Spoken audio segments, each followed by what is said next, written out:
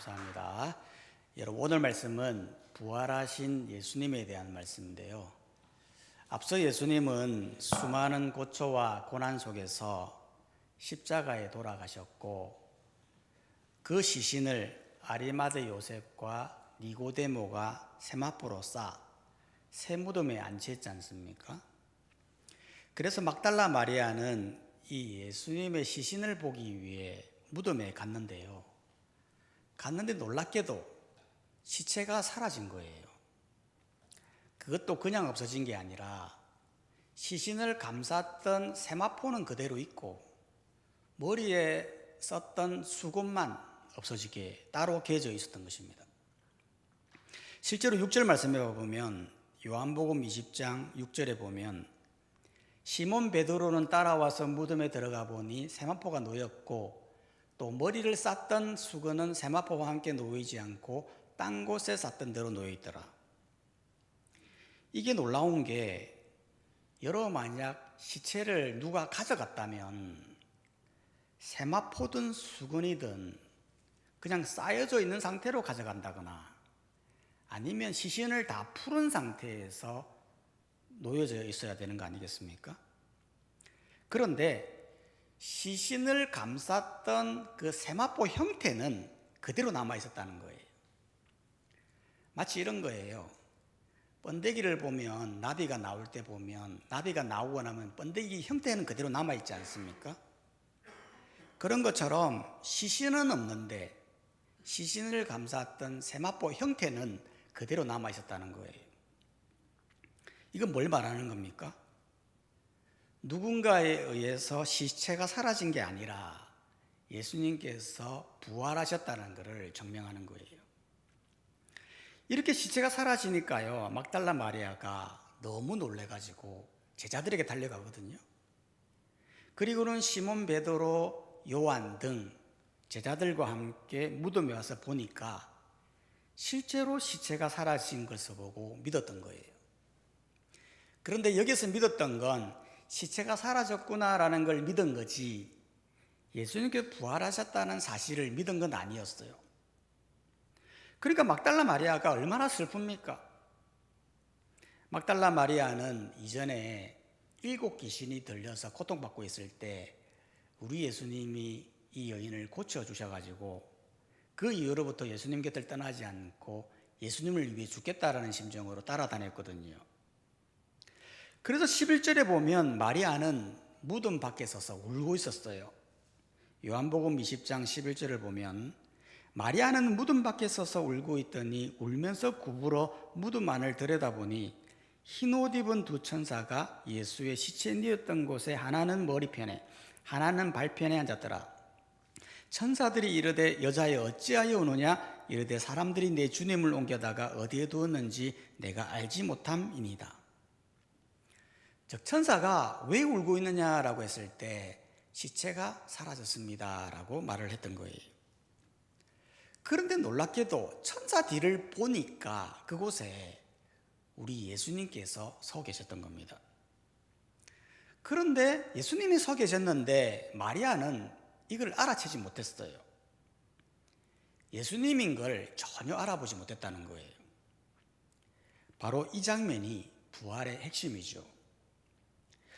여러분, 예수님께서 살아나셨는데요, 왜 마리아는 못 알아봤을까요? 그건 다른 게 아니라 이 마리아의 영적인 눈이 닫혀 있어서 그런 거예요. 여러분, 지금 마리아는 깊은 슬픔에 빠져 있었잖아요. 예수님은 죽었죠. 시신은 사라졌죠. 아마 누군가 시신을 가져갔을 것이다 라고 확신하고 완전히 거기에 사로잡혀 있었던 거예요. 그러니 아무리 새로운 몸으로 부활했다 하더라도 그 몸이 예수님이었다는 사실을 생각할 수 없었던 겁니다. 마치 이런 거예요. 길을 가는데 죽은 아버지가 걸어오더라는 거예요. 그래서 너무 놀래가지고 가까이 가보니까 아버지와 닮은 사람이었다는 거예요. 왜 이런 일이 일어나죠? 아버지에 대한 생각과 그리움이 함께 보이더라는 거예요. 마리아는 예수님은 죽었다, 시체는 사라졌다라는 그 생각에 잡혀 있다 보니 실제 예수님을 보고도 알 수 없게 만들었다는 거예요. 이건 우리의 삶도 마찬가지예요. 여러분, 우리가 어떤 문제에 사로잡히게 되면 본질을 못 봐요. 문제가 하나님을 가리게 하고 말씀을 안 들리게 하며 주님의 음성을 못 듣게 하는 거죠. 사람들이 말합니다. 왜 하나님이 보이지 않느냐고, 왜 나는 하나님의 음성을 듣지 못하느냐고. 그건 하나님이 안 계셔서가 아니에요. 내 마음이 다른 것에 붙잡혀 있기 때문에 그런 거예요. 내 영적인 눈이 닫혀 있기 때문에 그런 거예요. 여러분, 마리아를 한번 봐보세요. 이렇게 예수님을 못 알아보다가 단번에 알아보는 순간이 와요. 그 순간이 언제입니까? 16절은 말하거든요.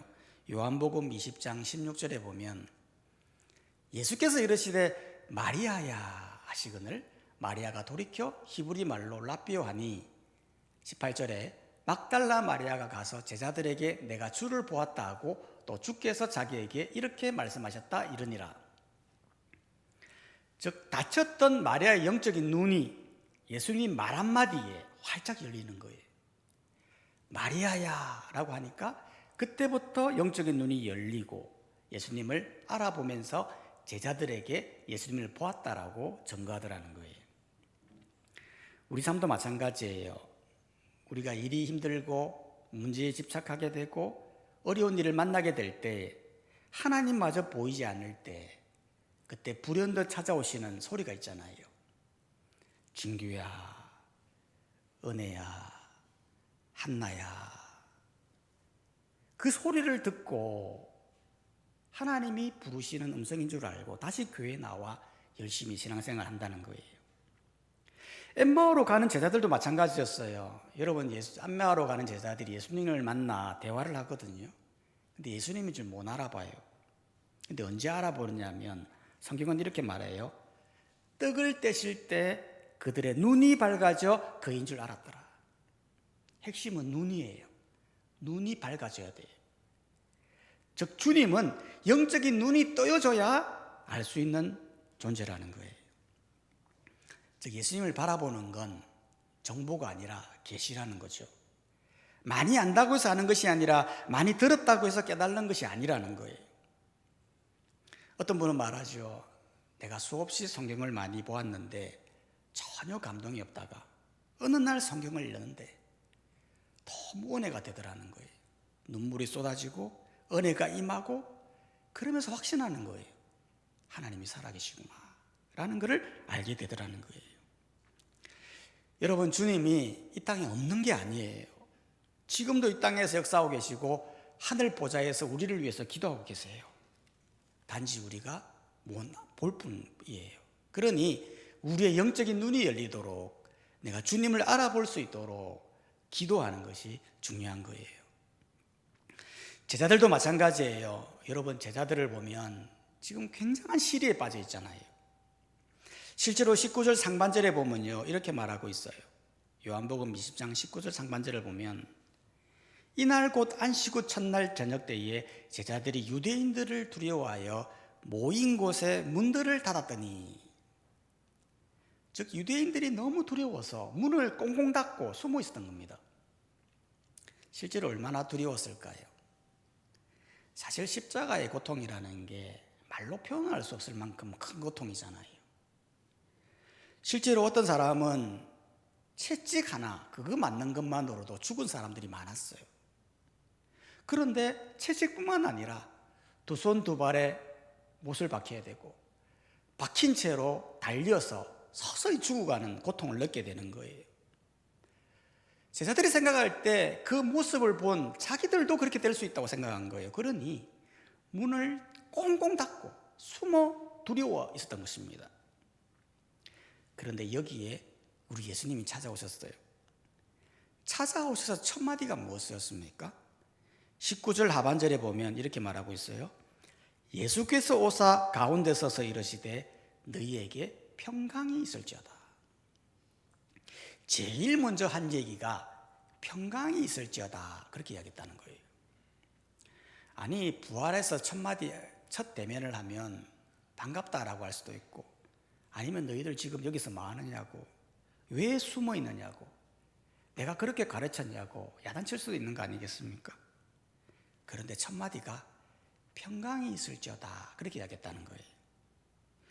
왜 예수님은 첫 대면에 평강이 이야기했을까요? 그 이유는 다른 게 아니라 제자들의 마음을 위로했던 거죠. 실제로 제자들은 지금 유대인들에 대한 두려움, 또한 예수님에 대한 배신에 대한 미안함, 또한 미래에 대한 불안함으로 가득 차 있었거든요. 이런 마음 가운데 평강으로 위로했던 겁니다. 실제로 평강이 뭡니까? 평강은 당시 유대인들이 서로 만날 때, 인사할 때 샬롬 하면서 인사했어요. 우리 식으로 보면 안녕하세요, 평안하십니까? 그렇게 인사했다는 거예요. 하지만 예수님께서 이때 말씀하신 이 평강은 세상의 평강과 다른 거예요. 요한복음 14장 27절에서 예수님은 제자들에게 말씀하셨거든요. 평안을 너에게 끼치노니 곧 나의 평안을 너에게 주노라. 내가 너에게 주는 것은 세상이 주는 것과 같지 아니하리라. 너희는 마음에 근심하지도 말고 두려워하지도 말라. 세상이 주는 평강, 예수님이 주는 평강이 뭐가 다를까요? 세상이 주는 평강은 일시적이고 조건적이고 불완전하잖아요. 실제로 우리는 상황이 좋아져야 평안해요. 돈이 있으면 평안하고 없으면 불안해지고, 건강하면 편안하고 아프면 불안해지고, 일이 잘 되면 평안하고 일이 막히면 무너지는 거예요. 하지만 예수님이 주시는 평안은 이런 조건적인 상황적인 게 아니라는 거예요. 바로 하나님께로부터 오는 평안이라는 겁니다. 하나님께로부터 온다는 게 뭐예요? 하나님이 주시는 마음이죠. 그 마음이라는 게 뭡니까? 바로 하나님께서 함께 하겠다는 평안이에요. 여러분, 하나님과 함께하면 어떻게 되는 겁니까? 두려움마저 사라지죠. 무너진 마음이 다시 채워지는 거예요. 마치 이런 겁니다. 어떤 아이가 학교에서 친구에게 괴롭힘을 당하고 울면서 집에 왔어요. 아이의 마음이 완전히 무너진 거죠. 학교 가는 것 자체가 두려운 거예요. 그때 아버지가 말하는 거예요. 이제부터는 내가 너랑 간다. 실제로 학교 앞까지 같이 가는 거예요. 그러면 아이의 마음이 어떻겠습니까? 마음이 평안해지는 거예요. 상황은 변한 게 아니에요. 하지만 두려움이 사라지고 다시 설 수 있는 힘이 생기는 거예요. 왜 그렇습니까? 내 곁에 아버지가 계시기 때문에 그런 거예요. 예수님도 마찬가지예요. 예수님께 주시는 이 평강이 무엇입니까? 내가 너희와 함께하리라고 하는 이 평강의 마음을 부어주시는 거예요. 그러니 제자들 마음속에 위로와 새 힘이 생기는 거예요. 뿐만 아니라 20절에 보면 손과 옆구리를 보여주시잖아요. 요한복음 20장 20절을 보면 이 말씀을 하시고 손과 옆구리를 보이시니 제자들이 주를 보고 기뻐하더라. 예수께서 또 이르시되 너희에게 평강이 있을지어다. 앞서 평강을 얘기했는데 왜 또 평강을 얘기합니까? 그건 다른 게 아니라 하나님이 주시는 이 평강이 얼마나 중요하냐, 너희와 하나님과 함께하는 것이 얼마나 중요하냐라는 것을 보여준과 동시에 21절 하반절이 말하잖아요. 아버지께서 나를 보내신 것 같이 나도 너희를 보내노라. 즉 하나님의 사명을 부여하기 위해 이 평강을 주신다라고 말했던 거예요. 실제로 여러분 제자들 한번 보십시오. 그렇게 유대인들이 두려워서 문을 꽁꽁 닫고 숨어있던 이 제자들이 나중에는 문을 활짝 열고 복음을 전하는 사람으로 바뀌지 않습니까? 왜 그렇게 바뀌었습니까? 상황이 좋아져서가 아니에요. 이들이 착해서가 아니에요. 하나님의 평강이 그들에게 임하니까, 하나님이 함께 하시니까, 성령이 그들과 함께 하시니까 문을 활짝 열고 주의 사명을 감당하게 되더라는 거예요. 즉 평강은 두려움을 이기게 하고 다시 설 수 있는 힘을 주어서 하나님의 사명을 이어가게 하더라라는 것입니다. 이건 우리도 마찬가지예요. 우리가 인생을 살다 보면 문을 닫을 때가 있어요. 사람이 두려워서 문을 닫고, 상황이 두려워서 마음의 문을 닫고, 실패하고 나면 스스로 숨어버리고, 앞이 보이지 않으면 그냥 멈춰서 버리는 거예요. 그런데 여러분, 중요한 건 이거예요. 그 문 닫힌 상태로 인생이 끝나는 게 아니라는 거예요. 왜냐하면 부활하신 주님이 우리의 닫힌 자리로 찾아오신다라는 거예요. 우리의 문이 열려 있어서 찾아오는 게 아니에요. 마음이 닫혀 있어도, 두려운 상황 속에 있어도 주님은 우리 가운데 오셔서 서 계시는 거예요. 그리고 동일하게 말씀하시는 거예요. 평안이 너에게 있을지어다. 이 평강이 임하면 어떻게 됩니까? 무너졌던 마음이 다시 일어나기 시작합니다. 두려움에 눌려있던 사람이 다시 설 수 있는 힘을 얻게 됩니다. 이 평강은 단순한 위로가 아니라 다시 살 수 있게 하는 놀라운 힘이 이 평강에 있다는 거예요. 그렇기 때문에 우리는 주님이 주시는 이 평강, 하나님이 우리와 함께하는 이 평강이 있다는 것을 기억하면서 평강으로 숨어있는 사람이 아니라 드러내는 사람으로 살아가야 한다는 거예요. 이렇게 예수님은 제자들에게 평강으로 함께 하심을 말씀해 주셨는데요. 그런데 놀랍게도 이 말씀 앞에서 여전히 불신과 의심을 가졌던 한 제자가 있었어요. 그 사람이 누굽니까? 바로 도마라고 하는 제자였습니다. 여러분, 도마라는 사람은요, 굉장히 현실적인 사람이에요. 다른 제자들은 부활하신 주님을 만났다고 말을 했지만 도마는 그거를 쉽게 믿지 않았어요. 그래서 말을 합니다. 25절에 보면, 요한복음 20장 25절에 보면, 다른 제자들이 그에게 이르되 우리가 주를 보았노라 하니 도마가 이르되 내가 그의 손에 못자국을 보며 내 손가락을 그 못자국에 넣으며 내 손을 그 옆구리에 넣어보지 않고는 믿지 아니하겠노라 하니라. 즉 예수님의 박힌 그 손의 못자국, 발의 못자국, 또 옆구리의 창자국, 거기에 손을 넣어보지 않고는 절대 믿지 않겠다, 이렇게 말했다는 거예요. 여러분, 이 도마의 이 의심은 굉장히 합리적이잖아요. 어떻게 사람이 죽었다가 사흘 만에 살아날 수 있습니까? 많은 사람들이 이 부분에 걸려가지고 신을 부정하거든요. 그런데 이런 도마에게 예수님이 찾아오셨어요. 그리고는 첫 마디가 무엇입니까? 26절 하반절에 보면, 요한복음 20장 26절 하반절에 보면 예수께서 오사 가운데 서서 이르시되 너희에게 평강이 있을지어다 하시고 도마에게 이르시되 내 손가락을 이리 내밀어 내 손을 보고 내 손을 내밀어 내 옆구리에 넣어보라. 그리하여 믿음 없는 자가 되지 말고 믿는 자가 되라. 첫 마디가 평안이 있을지어다 라고 하고, 실제로 손에 못자국, 옆구리에 창자국을 만지게 한 것입니다. 여러분, 이거는요 절대 부정할 수 없는 경험의 세계잖아요. 만약 예수님께서 죽었는데요, 누가 대신해서 나 예수다 그렇게 행세할 수도 있는 거 아니겠습니까? 그러면 그 손의 못자국과 옆구리의 창자국은 어떻게 설명할 수 있냐는 거예요. 내가 예수님을 대신해서 나라는 걸 보여주기 위해서 일부러 상처 낼 수 있습니까? 그럴 수가 없어요. 왜냐하면 도마는요 굉장히 합리적인 사람이에요. 내가 직접 만지지 않고는 믿지 않겠다고 한 사람이에요. 그런데 어설프게 상처 내었다고, 그게 창자국이라고, 그게 못자국이라고 믿을 수 있느냐는 거예요. 그런데 그 못자국과 창자국을 만지고 나서 그의 고백이 무엇입니까? 28절 말하죠. 도마가 대답하여 이르되 나의 주님이시요 나의 하나님이시니라. 실제로 못자국과 옆구리의 창자국을 만지면서 실제로 예수님이로구나라는 것을 확신하게 되고, 그렇게 의심 많은 제자 또한 예수님은 부활하신 하나님임을 증거하고 있더라는 거예요. 이와 같이 이 경험이라고 하는 것은 너무나 중요한 거예요. 경험이 있는 신앙과 경험이 없는 신앙은 너무나 큰 차이가 있어요. 실제로 하나님을 경험하는 사람은 잠시 흔들릴 수 있어도 결국에는 다시 돌아와요. 왜냐하면 내가 하나님을 경험했는데 어떻게 하나님을 부정할 수가 있겠습니까? 실제로 이런 거 아니겠습니까?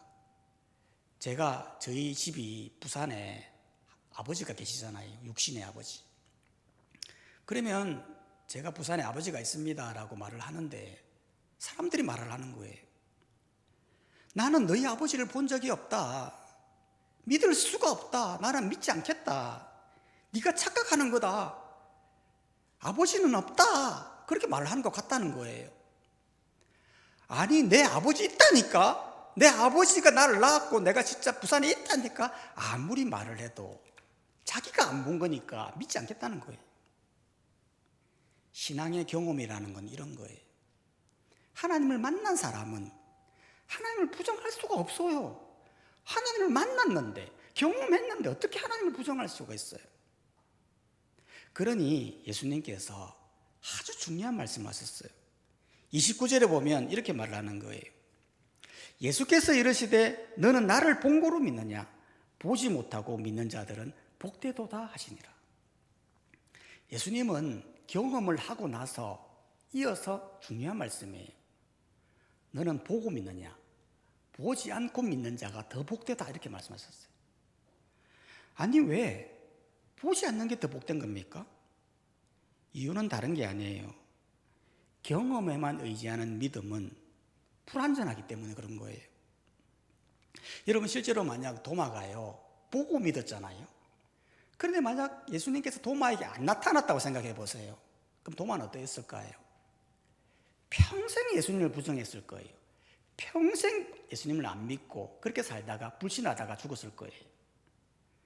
그렇기 때문에 경험하는 거 너무 중요하지만 보지 않고 믿는 거, 보지 않고도 믿을 수 있는 거, 그것이 더 중요함을 예수님이 강조했다는 거예요. 그러면 보지 않고 어떻게 믿을 수가 있죠? 보지 않고 믿을 수 있는 그 증거 하나는 뭐냐면 바로 하나님의 말씀이라는 거예요. 실제로 우리 눈으로는 하나님을 볼 수 없지만 말씀이 하나님을 증거하고 있으니 그 말씀을 믿고 믿음으로 나아가면 그것이 더 복된 것임을 강조하고 있다는 거예요.